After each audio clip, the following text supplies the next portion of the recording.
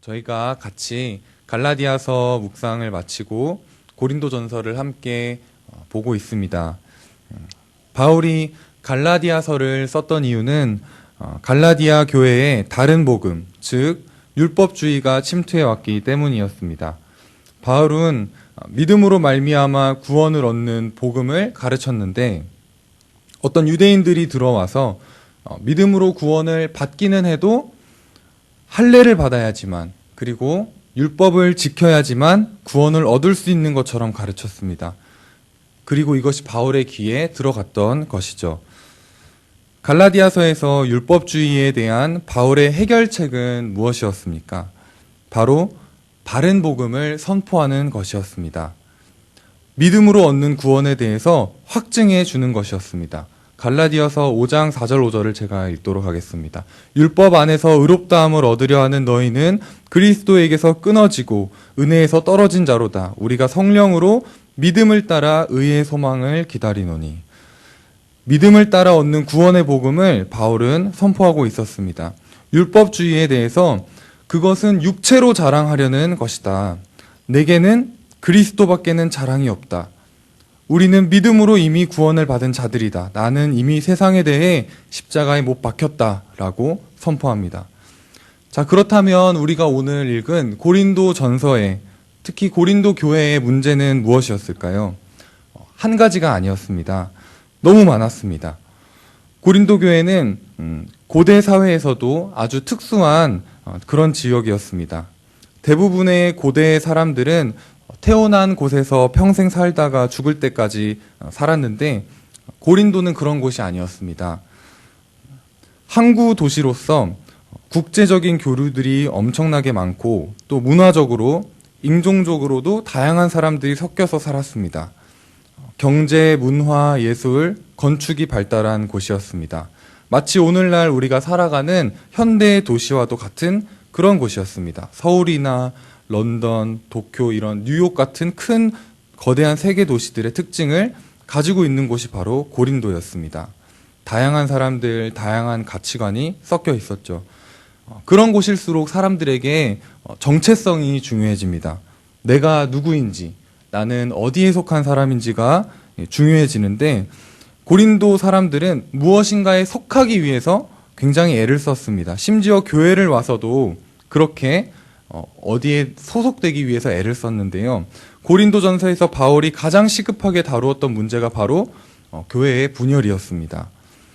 사람들이 교회에 와서도 나는 바울파야, 그리스도파야, 아볼로파야, 게바파야, 이렇게 당파를 나누어서 나는 이곳 소속, 저곳 소속으로 나누어서 싸움을 하고 있었던 것입니다. 그리고 그 당파에 속하기 위해서 육체를 자랑하는 일이 횡행했습니다. 그래서 바울은 너희는 어디에 소속되기 위해서 애써야 되는 존재가 아니다. 아무 육체도 하나님 앞에서 자랑하지 못하게 하셨다. 너희는 이미 그리스도 안에 있다. 이미 받아들여졌다. 너희는 하나님의 성전인 것을 알지 못하느냐. 너희는 이미 그리스도의 것이다. 라고 계속해서 이야기를 했습니다. 이와 더불어 고린도에 한 가지 더 큰 문제가 있었는데 고린도라는 지역은 문화적으로 매우 다양했기 때문에 도덕적인 기준이 약했습니다. 이렇게 살아야 돼, 저렇게 살아야 돼 라는 일치된 기준이 없었다는 것이죠. 너는 그렇게 생각하니? 나는 이렇게 생각해. 너를 인정해 줄게, 나도 인정해 줘. 이런 식의 사고방식이, 삶의 방식이 아주 자연스러운 곳이었습니다. 다양한 사람들이 사는 이런 큰 도시는 그렇기 때문에 자기 중심주의가 발달할 수밖에 없습니다. 그러면서 자연스럽게 교회 안팎으로 당파가 여러 개씩 생길 뿐만 아니라 성적으로도 문란해지고 온갖 우상들이 난무하게 되는 것이었습니다. 이런 문제들이 고린도 교회 안에도 고스란히 존재했습니다. 어떻게 보면 2019년 오늘날 우리가 살아가는 이 사회적인 환경과 매우 비슷하다고 할 수 있겠습니다. 다시 한번 말해서 갈라디아 교회는 율법을 지켜야지 구원을 받을 수 있다고 말하는 율법주의가 문제였다면 고린도 교회는 고린도라는 도시의 특성 때문에 발달했던 자기중심주의가 문제였던 것입니다. 오늘 본문의 9절과 10절은 고린도 교회에 있었던 수많은 문제들을 종합해서 바울이 말해주고 있습니다. 9절과 10절을 같이 한 번만 다시 읽도록 하겠습니다. 한번 다시 읽어보겠습니다. 시작. 불의한 자가 하나님 나라를 유업으로 받지 못할 줄을 알지 못하느냐. 미혹을 받지 말라. 음행하는 자나 우상숭배하는 자나 간음하는 자나 탐색하는 자나 남색하는 자나 도적이나 탐욕을 부리는 자나 술 취하는 자나 모욕하는 자나 속여 빼앗는 자들은 하나님의 나라를 유업으로 받지 못하리라. 아멘. 고린도 교회 안에 형제들이라고 하는 사람들 사이에 존재했던 불의의 목록입니다. 지금 바울은 교회 밖에 있는 사람들에게 편지를 쓰고 있는 게 아니었습니다. 음행, 우상숭배, 간음, 탐색, 남색, 도적질, 탐욕, 술취함, 모욕, 온갖 죄악들이 교회 안에도 존재했다고 말하고 있습니다. 그리고 이 범죄의 핵심은 바로 자기 중심주의입니다. 내가 하나님의 자리에 앉으려고 하는 것이죠. 내가 중심에 서려고 하는 것입니다. 음행을 통해서 내가 내 몸의 주인이 되려고 합니다. 우상숭배를 통해서 자기 자신을 섬깁니다. 도둑질과 탐욕을 통해서 나의 쾌락과 욕심을 예배합니다. 하나님이 제시하신 어떤 행동 규칙들, 율법을 지키지 않는 것보다 훨씬 더 심오한 차원의 죄가 존재합니다. 바로 하나님의 자리에 올라서는 것입니다. 사람들은 하나님의 자리에 올라서면 행복해질 거라고 생각합니다. 즐거울 거라고 생각합니다. 인류 최초의 범죄, 아담과 하와의 범죄도 이와 같은 범죄였습니다. 하나님의 자리에 올라서면 내가 이 세상의 중심이 되면 행복과 만족을 얻을 수 있을 것이라고 생각합니다. 과연 우리는 내가 그렇게 세상의 중심이 되어서 행복해질 수 있는 존재일까요? 내가 중심이 되어 쾌락, 돈, 명예와 같은 우상을 숭배하는 사람들은 자신이 주인인 것처럼 착각하고 살지만 실제로는 노예처럼 살게 됩니다. 어떤 무신론자인 한 소설가는 한 대학 졸업 강연에서 이런 이야기를 했습니다. 한번 제가 읽어드리겠습니다. 사람은 누구나 무엇을 믿습니다. 단지 우리에게 허락된 것은 무엇을 믿고 숭배하느냐에 대한 선택권일 뿐입니다.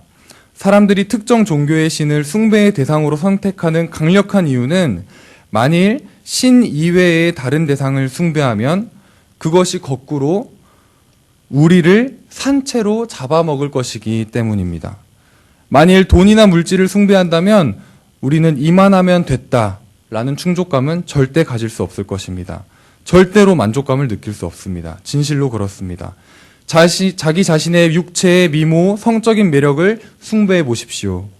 그런 사람들은 자신이 항상 못생긴 것 같은 느낌에 사로잡힌 채 삽니다. 그러다 시간이 흐르고 나이가 들어가는 것이 보이기 시작하면 당신은 당신을 땅에 묻기도 전에 100만 번 죽음을 경험할 것입니다. 권력을 숭배해 보십시오. 그러면 당신은 결국 약하다고 느끼며 두려움에 가득 찬 인생을 살게 될 것입니다. 그리고 스스로의 두려움을 물리치기 위해서 계속 더 많은 권력을 필요로 하게 될 것입니다. 당신의 지성과 똑똑해 보이고자 하는 것을 숭배한다면 결국에 자신이 어리석은 협잡꾼인 것 같은 생각에 사로잡혀 항상 누군가에게 이를 들킬 것만 같은 두려움 속에 살게 됩니다. 이런 식으로 일일이 열거하자면 끝이 없습니다. 성경이 말하는 우상숭배는 바로 이런 것입니다. 내가 세상의 중심이 되어서 하나님만이 줄 수 있는 행복과 만족감을 다른 곳에서 찾으려고 하는 것. 그것이 바로 우상숭배입니다. 그러나 우상숭배의 끝은 분명합니다. 이 지혜로운 소설가가 말한 것처럼 하나님이 최후에 따로 심판하지 않으셔도 우리가 다른 것을 숭배한다면 그것이 거꾸로 우리를 산채로 잡아먹게 될 것입니다. 내가 주인인 줄 알았는데 실제로는 노예가 되는 것이죠. 그런데 오늘 본문에서 발견하는 중요한 사실은 바로 이러한 우상숭배가 형제들이라고 불리는 그리스도인들 안에도 동일하게 존재한다는 것이었습니다. 11절 첫 부분을 한번 보시면은 너희 중에 이와 같은 자들이 있더니 라고 말하고 있습니다. 너희 중에, 이것이 무슨 말인가요? 아까 말씀드렸다시피 형제 가운데 이런 일들이 있다는 것입니다. 불신자들에게 쓰고 있는 편지가 아닙니다. 너희 가운데에, 그리스도인들 가운데에 이런 일이 있다는 것을 내가 들었다. 하나님을 섬긴다고 복음을 받았다고 하는 너희들이 고린도라는 도시와 세상과 똑같이 자기 중심적으로 살고 있다는 이야기를 내가 들었다. 바울은 이렇게 말하고 있습니다.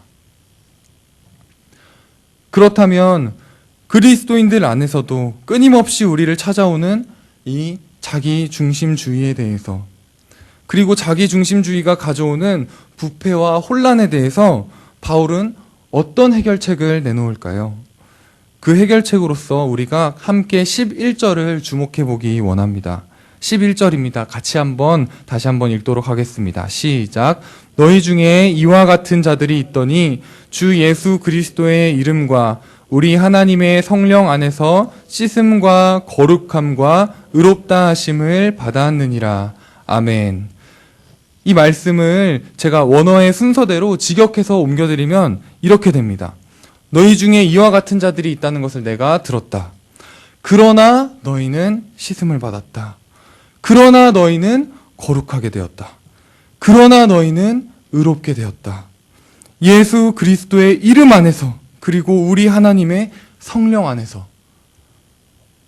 바울의 해결책이 무엇입니까?